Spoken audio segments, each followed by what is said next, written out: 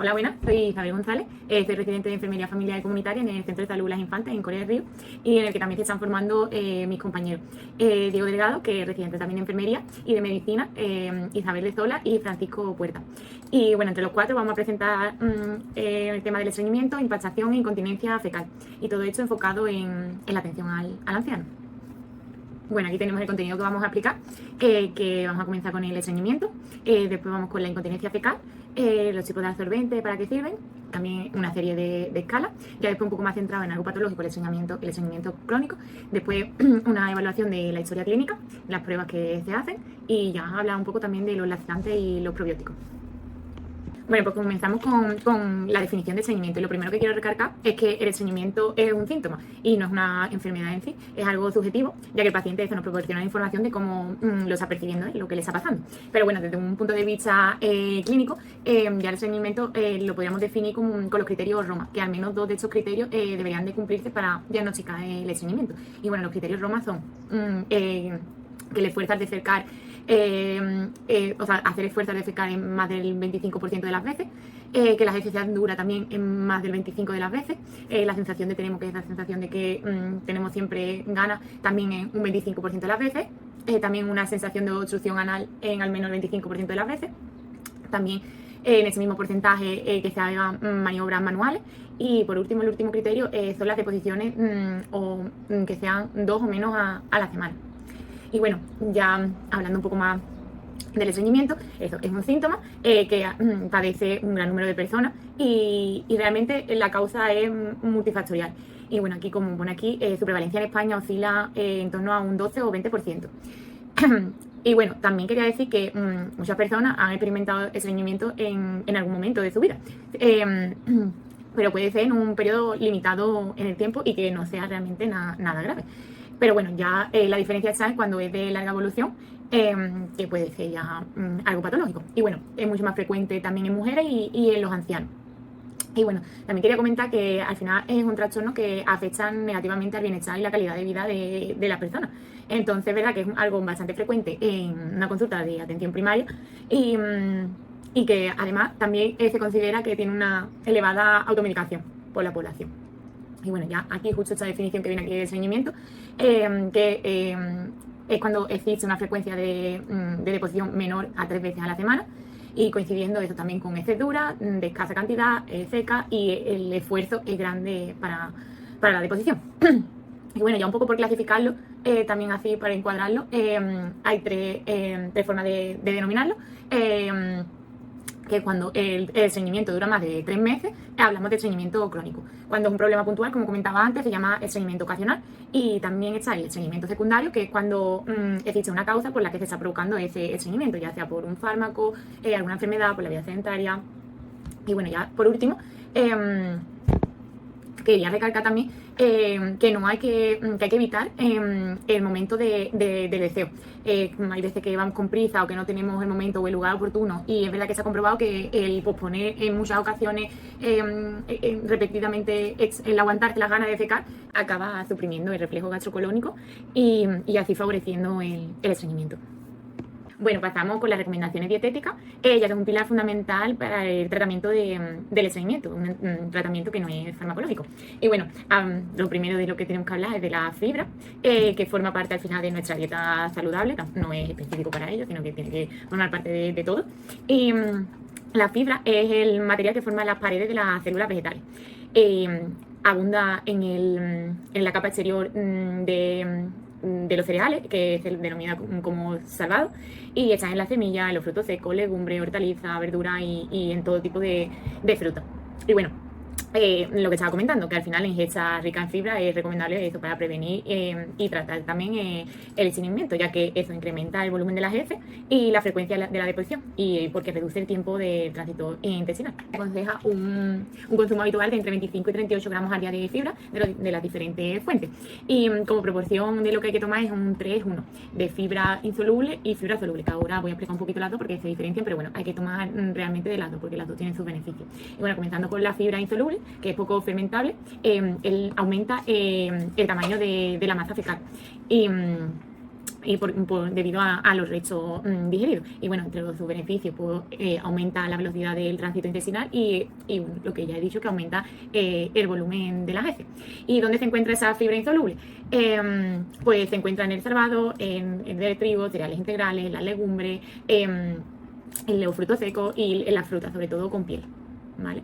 Y bueno, pasamos con la fibra soluble, que en general es fermentable y favorece el crecimiento de las bacterias que son beneficiosas en nuestro intestino. Tienen un efecto como un prebiótico y además retienen agua. Entonces sus beneficios son que disminuyen la velocidad del tránsito intestinal, que aumenta también el volumen de las heces y además también mejora la flora intestinal. ¿Y dónde no lo podemos encontrar esta fibra soluble? Pues también cereales, pero sobre todo la avena y la cebada, en las legumbres, sobre todo en guisantes y judías blancas, y así alimentos que en los que también no lo podemos encontrar así más específicos, deben ser la manzana, el plátano y los nísperos. Bueno, ya así unas recomendaciones generales es que se debe sustituir los cereales refinados por los integrales, de legumbres se debe tomar entre 3 y 4 raciones por semana y así también como un consejo es preferible que se tome cocida y entera, con su piel y que se combinen con verduras y con arroz integral, para así tener una alimentación más completa. Después, de fruta y verduras debe de ser unas 5 raciones al día y importante incluir en nuestra dieta los frutos secos, así como almendra o cacahuete, y también incorporar las semillas, lino, chía o sésamo. Y bueno, algo fundamental también para toda la población en general, pero en el estreñimiento se ven muchos beneficios con el consumo abundante de líquido, y aumenta el volumen del bolo fecal. Bueno, pasamos con unas medidas generales, que comenzamos con un buen control de síntomas y provocado porque la presencia de dolor al movilizar al paciente puede inhibir ese deseo de defecar. También algunos episodios de anorexia u odinofagia puede provocar que la cantidad de heces sea escasa y dolorosa. También, como comentaba en la diapositiva anterior, la hidratación oral es fundamental en todas sus formas. También hay que valorar las posibles disfagias que tenga el paciente.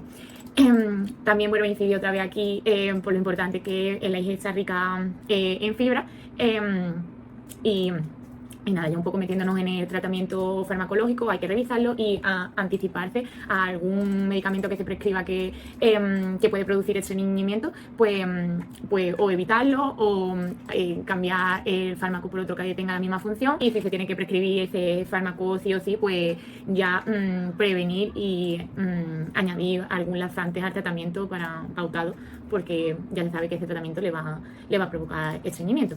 Y también importante recalcar en los pacientes que no se pueden empezar a tomar laxantes sin que previamente se le haya dicho su médico.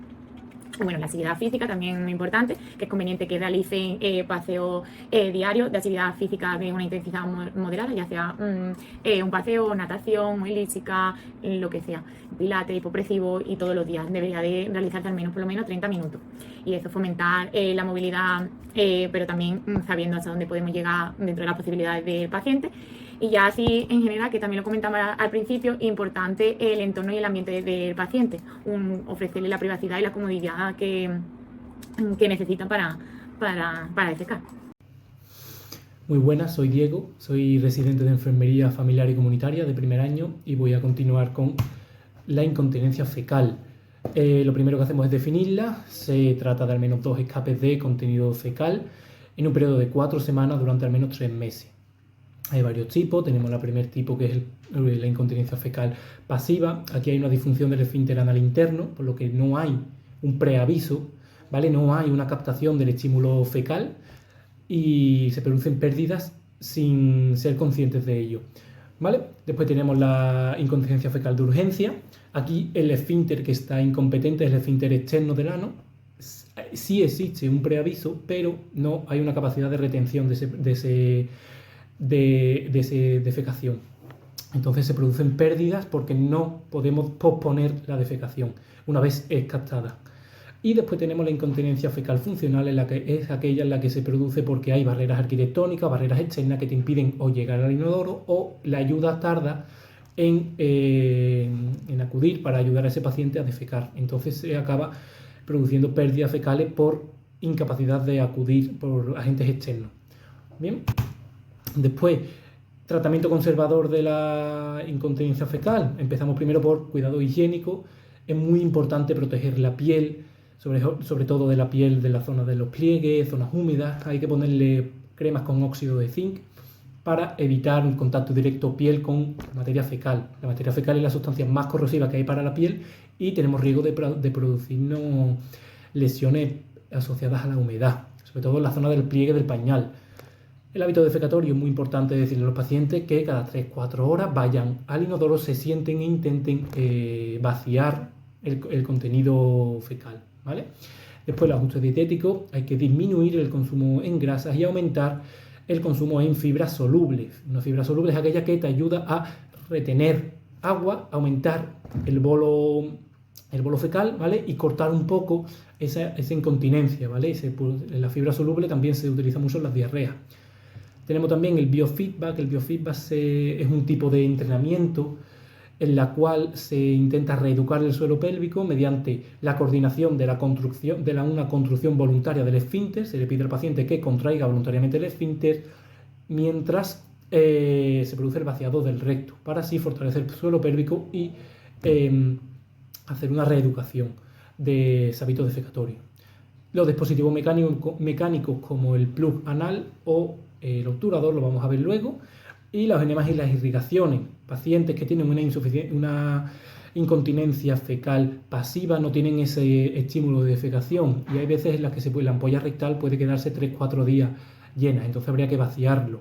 Los sistemas de irrigaciones son muy útiles en este tipo de casos. Es esa perita, se llena de agua, se introduce agua en el recto y se produce el vaciamiento de esa ampolla, ¿vale? Es recomendable. Los obturadores fecales no son más que un dispositivo, es una espuma recubierta de un plastiquito que cuando se introduce a través del ano entra en contacto con la mucosa rectal, se disuelve ese plástico y la esponja de dentro se acomoda, se amolda a la mucosa rectal.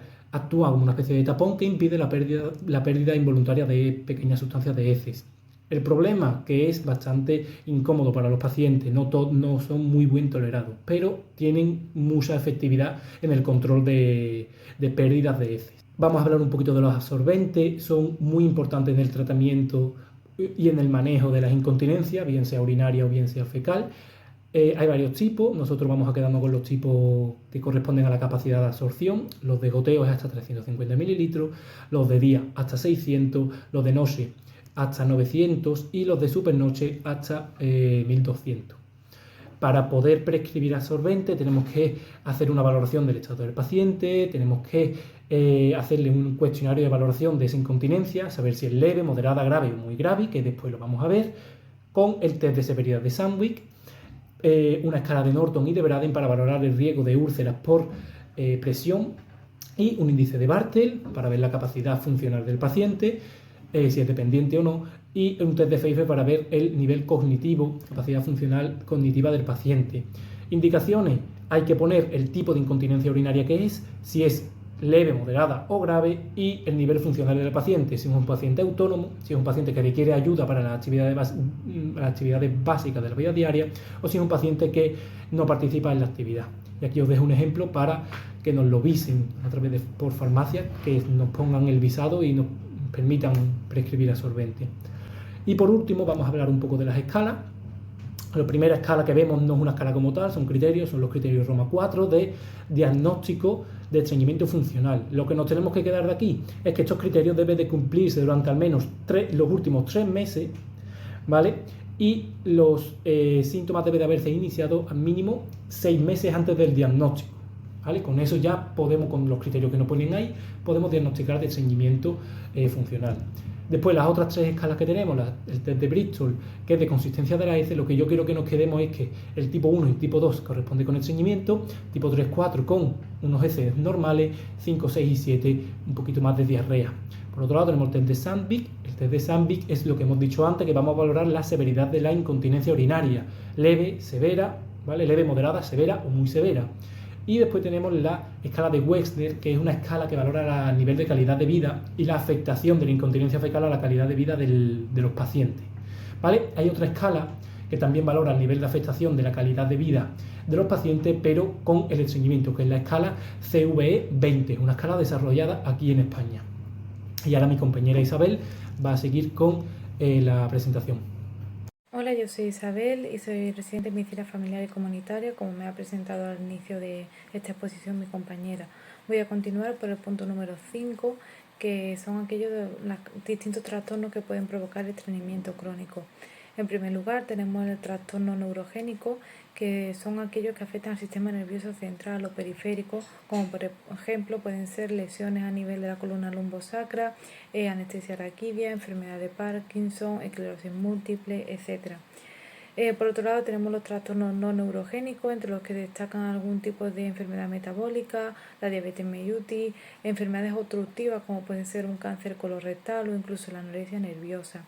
Y los trastornos de la defecación son aquellos propios de donde existe una incapacidad de coordinar la musculatura abdominal con la musculatura del suelo pélvico y produce una dificultad para evacuar las heces. Aquí presento una serie de tablas donde vamos a ampliar un poco las diferentes patologías según el trastorno. También destaco la presencia de las drogas que pueden causar también algún tipo de estreñimiento. Y sobre todo hago hincapié en algunos fármacos, por ejemplo los opiácidos en pacientes mayores, los bloqueadores de canales de calcio, los antihipertensivos, ¿vale? O incluso el aporte de hierro en muchas personas mayores para intentar tratar una anemia ferropénica o incluso en embarazadas, que también es bastante frecuente, ¿vale? Y también el uso de antipsicóticos. El estreñimiento idiopático crónico, ¿vale? Es aquel en el que no conseguimos diagnosticar o justificar una causa del estreñimiento como tal. Se caracteriza principalmente por una serie de síntomas que se deben de presentar en más del 25% de las deposiciones durante al menos 3 meses, ¿vale? Y debe presentar 2 o más de estos síntomas. Entre ellos hay que destacar el esfuerzo durante la defecación, unas heces grumosas o duras, características de la escala de Bristol, más o menos la escala número 1 o 2, sensación de evacuación incompleta, sensación de obstrucción o de bloqueo anorrectal, maniobras manuales necesarias para ayudar a la defecación, que las heces blandas solo se presenten si utilizamos laxantes, que hayan menos de 3 evacuaciones a la semana y que no existan criterios suficientes para llegar a un diagnóstico del síndrome de intestino irritable. Después tenemos el estreñimiento por tránsito lento, que tienen poco o ningún tipo de aumento de la actividad motora después de las comidas o con la administración de bisocodolino y una respuesta atenuada a los agentes colinérgicos. Y después destacar el síndrome del intestino irritable con estreñimiento, que es un trastorno funcional de la interacción entre cerebro e intestino que se caracteriza por la presencia de dolor abdominal de manera recurrente, muchas veces alternado con estreñimiento, episodios diarreicos o incluso un tránsito intestinal normal a lo largo del tiempo, ¿no? Con cierta alternancia y ciertos cambios. Para llegar a un buen diagnóstico y orientar el tratamiento del tipo de estreñimiento, hay que hacer una buena historia clínica, ¿vale? Para intentar llegar a la causa principal y a la causa base de este estreñimiento. Entre ellos tenemos que recoger bien en la historia clínica las características de los síntomas, entre las que se encuentra la duración de los mismos, la frecuencia, las características de las heces y los síntomas asociados a esta patología. Y en cuanto a los signos de alarma, pues hay que estar atentos frente a hematoquecia o heces hemopositivas, una anemia ferropénica recurrente, una pérdida de peso de más de 10 kilos, una nueva aparición de estreñimiento de manera inexplicable de repente, síntomas obstructivos o antecedentes familiares de cáncer de colon o enfermedad inflamatoria intestinal. Por último, voy a iniciar las diferentes pruebas complementarias que podemos utilizar, centrándome en las básicas, entre ellos la analítica, con un hemograma, estudio del hierro, estudio del metabolismo del hierro, la glucosa para diagnosticar diabetes, diferentes hormonas tiroideas, el calcio, etc. Una endoscopia que será necesario pedirle en aquellos pacientes que presenten signos de alarma y que sean mayores de 45 años. Y la radiografía, aunque no nos sirve para el diagnóstico, sí que nos puede dar alguna orientación puntual si hay algún tipo de obstrucción o bloqueo a nivel del colon y si hay algún tipo de retención fecal a nivel intestinal. Posteriormente continuará mi compañero. Buenas a todos, mi nombre es Francisco Puerta. Voy a continuar con la presentación. Al igual que Isabel de Sola, soy compañero residente de cuarto año y bueno, vamos a terminar con el resto de pruebas complementarias y diagnósticas para el estreñimiento crónico y por último daremos unas pinceladas sobre las opciones terapéuticas. En este orden de ideas, bueno, tenemos la manometría no rectal y la expulsión con balón. La manometría es una prueba que lo que hace es medir los diferentes niveles de presión con las ondas peristálticas a nivel del intestino, ¿vale? Y una prueba interesante ya que proporciona una información bastante completa de la función del esfínter anal tanto en reposo como durante la defecación, así como la activación refleja del suelo pélvico. Con respecto a la defecografía, esta es una prueba de imagen, ¿vale?, fluoroscópica que proporciona información sobre los trastornos tanto anatómicos como el enterocele, el rectocele y la endosuspección, o como funcionales, como puede ser la defecación disinérgica. Esta prueba estaría indicada cuando la manometría no rectal no sea concluyente. Luego tenemos un par de pruebas de imágenes, el estudio de marcadores radiopacos a través del intestino, que digamos que se le realizarían varias radiografías abdominales al paciente tras haber pasado 2 a 3 días con una ingesta rica en fibra y se le debe explicar que debe no tomar ni laxantes, ni enemas, ni medicamentos que modifiquen la motilidad del intestino. Luego la gammagrafía, que como cualquier gammagrafía depende de un isótopo radiactivo, un fármaco que se diseña en el hospital por un farmacéutico, se administra en una cápsula recubierta y que se disuelve en el colon o a nivel de ileón terminal. Los resultados son una distribución ponderada del isótopo radiactivo en el colon a las 24 o a las 48 horas. La cápsula de motor inalámbrico es una prueba que se ha validado frente a la prueba de marcadores radiopacos en pacientes con esta patología crónica y además es muy bien tolerada, tiene un buen cumplimiento y evita el riesgo de la radiación de los isótopos. Con respecto a las medidas terapéuticas, por un lado tenemos los laxantes y por otro lado los probióticos. Bueno, aquí tenemos una diapositiva donde tenemos un resumen grosso modo de los diferentes grupos de laxantes, ¿vale?, ordenados. Por un lado tenemos los formadores de masa, fundamentalmente el salvado de trigo, el plantago bata y la metilcelulosa, que aumentan básicamente la masa fecal. En segundo lugar tendríamos los osmóticos, como la lactulosa y el polietilenglicol, más recomendable que el primero. Estos básicamente producen arrastre de agua al colon desde el líquido intersticial, ¿vale?, y ablandan las heces consecuentemente. Por último tenemos los estimulantes y los suavizantes. Dentro de los estimulantes tenemos el bisacodilo, el aceite de ricino y el sena, que son los más agresivos y actúan mediante la irritación de la pared del intestino. Y bueno, los suavizantes básicamente lo que hacen es lubrificar la masa fecal, ayudando a la expulsión de la masa. Con respecto a los probióticos hay bastante controversia. Si bien en general no hay evidencia suficiente para recomendar su uso, ya que no se ha concluido si estos son eficaces para tratar con éxito el estreñimiento crónico. No hay una explicación física en niños o para cambiar la frecuencia de la defecación, ni si hay una diferencia en los retiros por eventos adversos en comparación con placebo. Existe evidencia limitada de un estudio que indica que un preparado farmacéutico de probiótico podría tener más probabilidades que el placebo de llevar al éxito del tratamiento.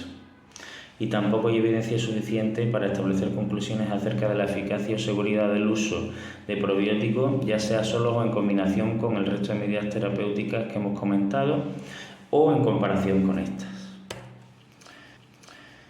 Aquí tenéis la revisión bibliográfica y bueno, muchas gracias a todos.